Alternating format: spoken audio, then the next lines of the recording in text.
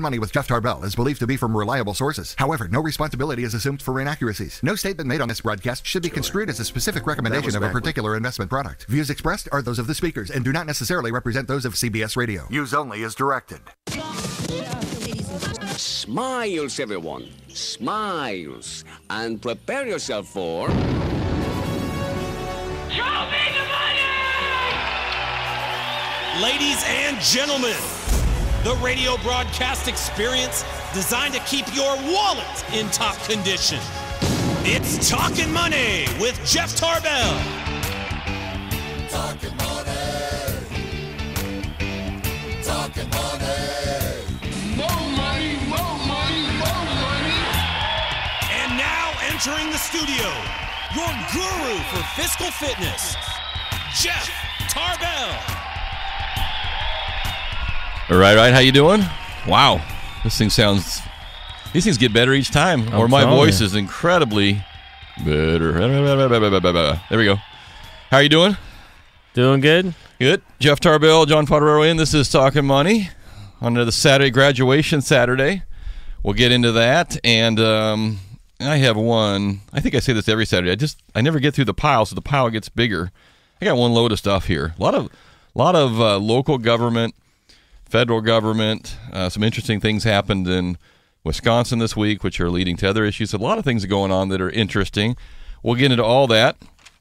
Take your calls and questions if you want. 339-1140, 1-800-920-1140, or you can text us at 44-1140. And we got a lot of fun things to give away today as well. But we start every show the same way, if I think about it, and Chris reminds me or doesn't remind me, with the 30 seconds from the mind of Christopher Laud, the producer extraordinaire here at Sports 11, the Fan 1140. So, Chris, what's on your mind today, big boy? If you're over the age of 15 and you wear your hat backwards, you should shoot yourself. Oh, wait. I didn't notice. I don't want to keep banging the microphone with my badass Harley hat, man. Okay. This weekend, good sports weekend. We've got the fight tonight. Who's fighting? Manny Pacquiao, Timothy Bradley. Okay. Pacquiao's going to win. Yeah, he always wins. Yeah. We also have the Heat. Good thing for boxing, they said they're not going to start the fight until after the Heat game is over, so you'll be able to watch both. Cool. We also have Euro Cup in Europe. That's going to be all month long. And here's like a little tip. If you're not into soccer, go ahead and give it a try this month. Okay. Pick a team, follow it. It's a lot better when you have a team. If you're just watching, I started watching, I didn't have a team. It's like, oh, this is boring. But if you pick a team, go with like your ethnic heritage or whatever. That's always fun. So mine is White Trash Boy. So which team would that be? and then but the horse is out, right? So the horse thing is over. I'll have another is out, so there's not going to be a Triple Crown winner, but it's still fun to watch. It is, and then also isn't there? Which is the golf thing this weekend? Next weekend. Oh, that's next. I thought it was this weekend. Nope. Okay. Thursday to Sunday is going to be the U.S. Open in San Francisco. That'll be fun to go to. All right, Chris. We'll catch you in the second half of the hour. Guess I got my hat backwards. So I used to play catcher in Little League though. So this is a little catcher. A little bit. I was the cat. I was the cat. How you doing? We got a lot of stuff to do today. Take your calls and questions 339-1140, or you can text us if you'd like at 44-1140. A quick note here. So this was graduation weekend. So I have twins that graduated from 8th grade last night, which I can't believe. Frankly, so I started this radio show when they started kindergarten. That was that was the first year of this show was them going into kindergarten. Now they're going to 9th grade. So that's a lot of Saturdays. I've been doing not as many as many people in the studio, but still a lot of Saturdays. So and I both I don't know where I do know where these girls got their brains. They got it from their mother because both of them graduated with very high. I think one of the twins was one. See, what'd she say? She said she got a B on one project that kept her from getting a 4.0 for her entire career there. And so 2 years, basically. So, I mean, she got to stand up and they acknowledged, certain grade point averages. I got to stand up when I graduated also. And they said, young man, get your butt back in the chair. You're lucky to get out of here. And that was the reward I got. So I very, very proud of those two and the big class. So this is kind of like I think the last wave. It seems like out in our school district, this is after their class. It kind of goes down in terms of size. So big group of kids. That was fantastic. So good time there last night, and Also got to give a shout out to my buddy Colin, who's going to be turning 50 here next, I guess, 2 weeks. And I told him, I didn't tell him, but if I didn't tell him, I got a text the other day that he blew out. This is Colin Grail, so so he's going to be 50. And I guess he was at the gym the other day and damn near blew out his leg trying to go to the gym. Now, if you don't go to the gym normally, don't start before you turn 50. Because it's not going to help you 2 weeks before you go to Hawaii. So I think he's still walking, is what I heard. But that was not going to be pretty. The bad news is he hurt himself going into the gym, he did, which isn't a good sign. He did. He was getting his popcorn out of the back seat and he hurt himself. So that was that's even worse. But if we're going to do a little trip to Hawaii here in a couple weeks to celebrate his 50th. So don't get hurt before the trip, or don't blow your ear out, either. So that's what I did. So getting ready for diving. So. I'm doing I brought this little note because it just drives me. Aren't you supposed to get smarter as you get older? No, that doesn't happen. Okay. That doesn't happen. According to your kids, you become a bigger idiot as you get older. You know that. More experienced. That's right. So I'm doing a little work around the house. I think I mentioned this last week. We're gonna try to put our house up for sale. Try to do it at least initially when we're gone for a week. So get the dogs out of the house and get the kids out of the house and clean it and do all these things so it looks presentable. And so you don't realize how many. You start looking at your house from a buyer's eyes.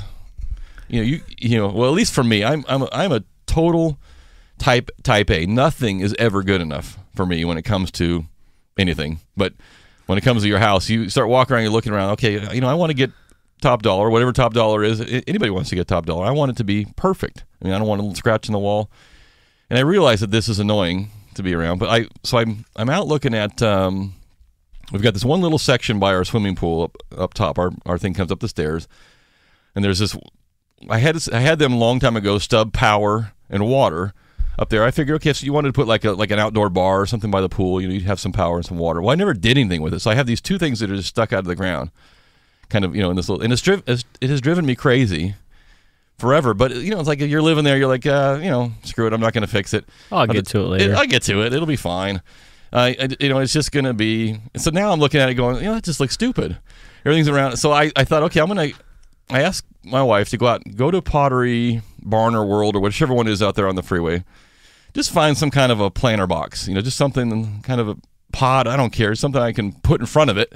So I don't have to look at it from down below. We'll put Nobody else will notice it. Right? Hey, nothing to see here. But you want it there because you might use it. But so she comes back with this pot thing. It's kind of a planter box, and she said, "Hey, it's in the back of the car." And I go back, yeah, and she goes, "Oh, by the way, the dude had to use like a forklift to put it in there." And I go. Honey, you're driving around in a newer car. We don't forklift things into the back of. You forklift those into a truck or a trailer. You don't forklift it into the back seat. I go, how am I going to get this thing out of here? So I'm trying to. This thing is probably. I don't know. It's got to be 150 pounds. It's got to be because I could barely budget. And so I'm moving this thing around, and so Kim and I we kind of roll it out of the back of the car into this wheelbarrow thing just to get it out of her car. Her car was like, low riding, come around this 150, and roll this thing out. And as I get it in the thing, the sticker on it comes off. It sticks to my hand. And it says "Made in Vietnam." And I'm like, you've got to be kidding me. This thing, yeah. This thing weighs? And first of all, they didn't just ship one of these. There was a whole flipping pallet of these things, boat full. And you got to tell me we cannot make this thing. It just blew me. How much effort it takes to get this? I couldn't even get it from my car to the stairwell in the backyard where the thing was sticking out of the ground. And we brought this thing from Vietnam and more of them with it. Are you kidding me? And I just couldn't believe that it's cost effective to make this. It's basically, so what it is, it's basically a poured concrete box. And they took that little stack rock, they kind of stacked it all up. So it looks like a stacked rock thing around the outside. But basically, it's a solid concrete block. We couldn't do that in the United States for a cheaper price. By the time you make it over there, move it, ship it, get it here. I don't know what the travel costs from Vietnam are. I'm sure it came on a boat. Obviously came on a boat. It just amazes me. So I if you work backwards, then this thing was not First of all, I would not have bought it if I'd have gone. There was like $375 for a concrete block. So I figured the people in Vietnam made about $6 on this thing. There was about $250 in travel expense to get to my front yard. And of course, by the time I lumped it around, I broke off the corner on the bottom. So anyway, this was my. This you got to go to the chiropractor. Yeah, now I can. I pulled a groin muscle and I can barely move. All this to get to hide this little. Next time, I'm just gonna get like a little empty pot and just put it on the top of it and say, or forget it. Put a sign up. Look at me. I'm ready for a bar out yeah, here. Future bar. That would have been a lot easier. One of these little post-it notes here. Just like orange post-it note. Bar coming. Yeah, that's. Yeah, I should have asked you ahead of time. Anyway, now I got a sore back, and I'm out $375, and I bought a 4,000-pound box from Vietnam, and it's sitting in my backyard. So if you're going to buy my house, don't try to move the box. Because it might hurt yourself. It was a huge pain in the rear to get it there. So I hope this goes well. I hope this goes well. And my daughters are looking at me like, why are we doing this? We all go to high school now, Dad, and we live like a block from the high school. Now you want to move. I don't get it. So I don't try to figure me out. I don't understand either. But when I look around, and this is true, when I look around at so obviously I want to move somewhere else, right? Yeah, I'm going to live in the street. I live in the back of my car in a van down by the river, where my education would suggest I should buy along. But so I go out and look at other houses, and it doesn't matter. I've been looking for everything from low price, figuring, okay, maybe I'll sell my house and just pay cash for something and just live in it for a few years, to I want to see what's in my price range or higher.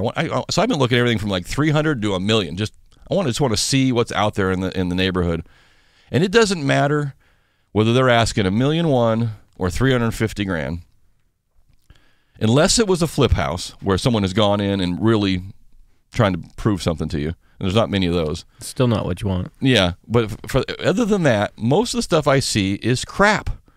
And it's not that the house is bad. It's like, if you're going to ask $1 million for something, and I'm not saying I'm going to pay $1 million. I just want to see what do you get for the money. If you're going to ask anything, $300,000 or $1 million, at least clean the damn place up. And we saw a place that my wife wanted to see, a place over on the lake that overlooked the lake, and we didn't like it. It was too much money, but I thought, let's go look at it and see what it looks like with a view of the lake. It was $925,000. That's a lot of money. And I walk out there. There's like old kids' underwear on the ground. There's trash on the ground. The negative edge pool looks like it's going to fall into the lake. And I'm looking around going, dude, do they even bother to even sweep up? And the agent, who's a good friend of mine, said, man, this is how every house, this is clean compared to every house. So, I mean, I don't get it. If you're, and this wasn't a repo, it wasn't a foreclosure, it wasn't any of that stuff. This was someone who's a regular seller house. They didn't even bother. And now, if I'm the agent and I'm taking a listing on a house that's $925,000, you're going to get, what, $27,000-$30,000 commission? Mm-hmm. I might spend $500 to have someone come out and clean the snot out of it. I mean, just scrub it top to bottom. Pick up the dirty underwear, or at least bury it in a hole or something. Put a big cement box over top. Put an orange post-it note that says underwear will be removed before sale. Something. I don't get it. I mean, I do not get it. And I've always had this issue with. It's like if you're selling he's shaking right now. I'm getting the shakes. It's like if you're selling your vehicle and you're running around with a sign on your truck saying, truck for sale, and you're driving around and all your crap's in it. How's anybody going to buy that from you? Get your crap out of the car, quit driving it, put it in the driveway like it never moved. Clean it up, and go drive something else if you really want to sell it. And that's the same thing with these houses. I don't get it. I'm not saying you have to move out. I'm just saying, take 5 minutes and touch up the wall if there's a big old ding where your kid ran his head into the wall with his helmet on. I mean, just do a little bit of planning if you want to get your money. I don't get it. I'm just flabbergasted by what you see out there. So my house should sell because I'm going to be out, and it's going to be all touched up and painted and landscaped, and so I'm hoping, my fingers crossed, that we can get a decent price. But I don't know if I'm able to find something else. I may be living in a van down by the river. It's tough out there. It is really tough. Tent, maybe? It is tough. I might have to come to your house. Yeah, come on over. Of course, you're not even living in I'm limited on space right now. So you a remodel going on. No, you didn't. You had a mandatory remodel, right? Yes. So, I don't suggest it. This is we got to take a break. This is the freakiest. You want to say what happened? Sure. Go ahead, because it's the stupidest thing you would never imagine. It's called the perfect storm. Okay. So we had a hot tub that sits outside of the master bedroom, standalone, and about, actually April 27th, because I got the bill the other day saying your loss on April 27th. There you go. And so anyway, long story short, the hot tub lid was left halfway open by our 9-year-olds. Okay. And the water level was a tad low, so just underneath the filter. The jets can? The jet, okay. Exactly. And the window to the master bedroom just happened to be all the way open because our 15-year-old decided he was going to take a shower in our bathroom and leave the window all the way open. Okay. So he could blast his music and listen to it at the same time he could take a shower. Of course.